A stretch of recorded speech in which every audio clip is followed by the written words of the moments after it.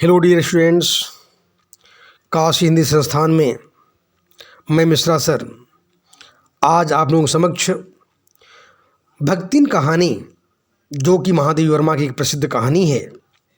इस कहानी में कैसे प्रश्न आईएससी में आप लोगों से पूछे जा सकते हैं, आज मैं उसका मूल्यांकन करूंगा। ध्यान दें। तो इसमें मैंने 4 प्रश्न मैं आप लोगों को दिया हूं और कुछ और इम्पॉर्टेंट प्रश्न भी कुछ दिया हूं, तो उसकी समीक्षा मैं करूंगा आज। ध्यान देने की बात है। पूछे गए प्रश्नों का उत्तर दीजिए।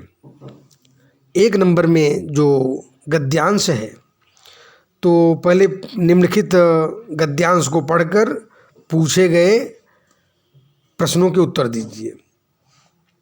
ध्यान दें। सेवक धर्म में हनुमान जी से स्पर्धा करने वाली भक्तिन किसी अंजना की पुत्री न होकर एक अनाम धन्या गोपालिका की कन्या है। नाम है लक्ष्मीन अर्थात लक्ष्मी। पर जैसे मेरे नाम की विशालता मेरे लिए दुर्लभ है, वैसे ही लक्ष्मी की समृद्धि भक्तिन के कपाल की कुंचित रेखाओं से नहीं बंध सकी। ध्यान दें, बहुत ही इम्पोर्टेंट गद्यांश है। इसमें मैंने 3 प्रश्न आप लोगों को दिया हूँ। यहाँ पर ध्यान देने की बात है, सेवक धर्म क्या है 1 नंबर में। 2 नंबर में हनुमान जी की भक्ति कैसी थी। 3 नंबर में कहानी की भाषा स्पष्ट कीजिए। तो पहली बात जान लें, 1 नंबर में सेवक धर्म में ध्यान दें बच्चों, सेवक धर्म क्या है। भक्ति में सेवा और समर्पण के भाव, सेवक यानी ध्यान दें, भक्ति में सेवा और समर्पण के भाव को सेवक धर्म कहते हैं। यानी हम परमात्मा के प्रति, अपने मालिक के प्रति जब पूर्ण रूप से समर्पित होते हैं, इसी का नाम सेवा धर्म कहलाता है। ध्यान दें, यानी हम सेवा करें, जो हमारा उत्तरदायित्व है, जो कर्तव्य है, जो कर्म है, उसे करें। 2 नंबर हनुमान जी, प्रश्न है वहाँ पर, हनुमान जी की भक्ति कैसी थी। हनुमान जी अंजना के पुत्र थे, प्रभु श्री राम के अनन्य भक्त थे। वे सेवक धर्म के भाव को पूरे जीवन पर्यंत तक निभाया उन्होंने। श्री राम के संकटों में भी हनुमान जी बहुत ही महत्वपूर्ण भूमिका निभाई, जैसे सीता का पता लगाना, लक्ष्मण के लिए संजीवनी बूटी लाना, जब प्रभु श्री राम और लक्ष्मण जी मूर्छित अवस्था में पड़ गए थे उस समय गरुड़ जी को बुलाना इत्यादि, जो ये सब जो प्रभु श्री राम के ऊपर भी जब संकट पड़ते थे, हनुमान जी पूरे समर्पण के साथ में उनकी भक्ति, उनकी सेवा भाव में पूर्ण रूप से लगे हुए थे। दिन रात उनके प्रति उनका भजन किया करते थे। यह हनुमान की भक्ति यानी एक प्रकार से देखा जाए तो सेवक सेव्य भाव का सबसे प्रमुख उदाहरण दिखा जा सकता है। अब मैं कहानी की भाषा पर आप लोगों के सामने अपने विचार को पेश करूंगा। ध्यान दें, कहानी की भाषा पूर्ण रूप से पात्रानुकूल है और इसमें प्रवाहमयता और बोधगम्यता भी है। और एक सबसे महत्वपूर्ण बात है कि महादेवी वर्मा बहुत ही क्वालिफाइड थी, बहुत पढ़ी लिखी शिक्षित थी और साहित्य और भाषा पर बहुत ही गहरा इनका नियंत्रण था।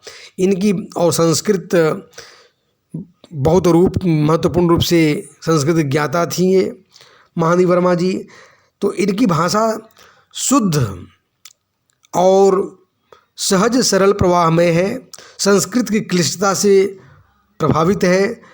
तो आप शॉर्टकट रूप में अगर आप देखें, यह कह सकता हूँ मैं, भाषा में सरलता, प्रवाहमयता, बोधगम्यता विराजमान है। काव्यात्मकता का प्रदर्शन भी इनकी भाषा में देखते ही बनती है। और सही शब्द चयन यानी भाषा के शुद्धतम स्वरूप का भी स्वरूप अगर कहीं मिलता है तो महादेवी वर्मा की रचनाओं में मिलता है। महादेवी वर्मा यानी भाषा की कोमलता भी रखती हैं और जो ग्रामीण जो भाषाएं हैं, ग्रामीण जो लोकोक्तियां हैं, उसको भी अपनी भाषा में महत्वपूर्ण स्थान देती हैं। जब लक्ष्मीन जो भी बोलती है, लक्ष्मीन की भाषा को एकदम हूबहू उसी रूप में पेश करती हैं। ई कौन बड़ी बात आए, रोटी बनाए जानित है, दाल रौंद लेत हैं, साग भाजी छौंक सकती हैं, और बाकी का रहा। ये वहाँ की जो प्रयाग क्षेत्र की जो भाषा थी, उस भाषा का कितना सुंदर प्रयोग यानी महादेव वर्मा जी ने यहाँ पर व्यक्त किया है। एक प्रकार से हम देखें तो इनकी भाषा जो है ग्रामीण और खड़ी हिंदी का मिश्रण अपने आप में लिए हुए है, और जगह जगह बोधगम्य रूप से, प्रवाहमय रूप से इनकी भाषा बहुत ही स्पष्ट और प्रभावशाली है। ध्यान बच्चों, नेक्स्ट प्रश्न मैं आप लोगों के समक्ष यहाँ पर पहले जो कहानी में जो पंक्ति है गद्यांश है उसको मैं बता रहा हूँ। प्रश्न नंबर 2 में भक्तिन के जीवन का इतिवृत्त बिना जाने हुए उसके स्वभाव को पूर्णतः क्या अंशतः समझना भी कठिन होगा। 1 नंबर में भक्तिन कौन है, उसका असली नाम क्या था, क्या है। 2 नंबर में उसकी उम्र क्या रही होगी, और नेक्स्ट गांव में जाकर उसने क्या देखा। तो यहाँ पर मैं जो प्रश्न 1 नंबर के लिए और 2 नंबर और 4 नंबर के लिए मैं यहाँ पर आपको उल्लिखित करने जा रहा हूँ। भक्तिन लेखिका की सेविका है जिसका असली नाम लक्ष्मीन अर्थात लक्ष्मी है, लेकिन वह इस नाम को किसी को बताती नहीं है, छुपा कर रखती है, इसलिए लेखिका ने इसका नाम भक्तिन रख दिया है। अब 2 नंबर में उसकी उम्र क्या रही होगी। भक्तिन के कहने के अनुसार उसकी उम्र 100 से ऊपर निकल जाती है, क्योंकि वह लेखिका के यहाँ काम करने के समय को 50 वर्ष बताती है। उसके अनुसार तो लेखिका की उम्र ही 75 वर्ष बैठती है। नेक्स्ट, गांव में जाकर उसने क्या देखा। गांव में जाकर उसे ऐसा अनुभव हुआ कि सब लोग उसे ऐसी दृष्टि से देख रहे हैं कि वह अब आई है, वह उसका पिता मर गया है। विमाता के व्यवहार में शिष्टाचार का लेस भी नहीं था। दुख से शिथिल और अपमान से जलती हुई उस घर में पानी भी पीवे बिना उल्टे पैरों ससुराल लौट पड़ी। सास को खरी खोटी सुनाकर उसने विमाता पर आया हुआ क्रोध शांत किया और पति के ऊपर गहने फेंक कर पिता के चिर विच्छोह की मर्म व्यथा व्यक्त की। ध्यान दें, इस तरह से 2 नंबर प्रश्न मैंने समाप्त किया। अब तीसरे नंबर प्रश्न की ओर आगे आ रहा हूँ। पहले जो गद्यांश है उसको आप लोग समझें। पिता का उस पर अगाध प्रेम होने के कारण स्वभावतः ईर्ष्यालु और संपत्ति की रक्षा में सतर्क विमाता ने उसके मरणांतक रोग का समाचार तब भेजा जब वह मृत्यु की सूचना भी बन चुका था। 1 नंबर में ध्यान दें, विमाता ने भक्तिन को पिता का समाचार कब भेजा। 2 नंबर, सास ने उसे क्यों नहीं बताया। 3 नंबर, वहाँ से भक्तिन क्यों लौट आई। ध्यान दें, 1 नंबर प्रश्न का उत्तर, विमाता ने भक्तिन को पिता का समाचार कब भेजा। विमाता ने भक्तिन के पास पिता का समाचार उस समय भेजा जब उसके पिता की मृत्यु हो गई, यानी मृत्यु होने के बाद। उसको डर था कहीं कोई संपत्ति वगैरह लिख न दें, यह भी एक बहुत बड़ा कारण था। 2 नंबर में सास ने उसे क्यों नहीं बताया। रोने पीटने के अपशकुन से बचने के लिए सास ने भक्तिन को उसके पिता की मृत्यु के बारे में कुछ नहीं बताया। बहुत दिनों से वह नैहर नहीं गई है, सो एक बार होकर आवे, ऐसा कहकर उसे नैहर के लिए विदा कर दिया। इस तरह से 2 नंबर प्रश्न का उत्तर कंप्लीट हुआ। तीसरे नंबर पार्ट में अगर हम जाएंगे तो यह देखेंगे वहाँ से भक्तिन क्यों लौट आई। ध्यान दें, 3 नंबर में गांव की सीमा में घुसते ही उसे अनुभव हुआ कि लोगों की निगाहें उसे इस तरह देख रही हैं कि वह अब आई है जब पिता की मृत्यु हो चुकी है। गांव में न पिता का चिन्ह था, शेष था, न विमाता के व्यवहार में शिष्टाचार का लेस था। दुख से शिथिल और अपमान से जलती हुई वह घर में पानी पिए बिना ही ससुराल से लौट पड़ी। इस प्रकार से 3 नंबर प्रश्न भी शेष हुआ। अब चौथे नंबर गद्यांश के बारे में मैं अपने विचार बता रहा हूँ। गद्यांश को सुने ध्यान से। भक्तिन और मेरे बीच में सेवक स्वामी का संबंध है, यह कहना कठिन है। ध्यान दें, यहाँ 3 प्रश्न मैंने दिए हैं आप लोगों के लिए। भक्तिन और लेख्या के बीच स्वामी और सेवक का संबंध कहना कठिन क्यों है? 2 नंबर में भक्तिन की वेशभूषा देखकर लेख्या को क्यों शंका हुई? नेक्स्ट नंबर में भक्तिन किन किन से परिचित है? तो यहाँ पर ध्यान दें, 1 नंबर के प्रश्न का उत्तर भक्तिन और लेख्या के बीच स्वामी सेवक का संबंध कहना कठिन क्यों है? 1 नंबर में ध्यान सुने।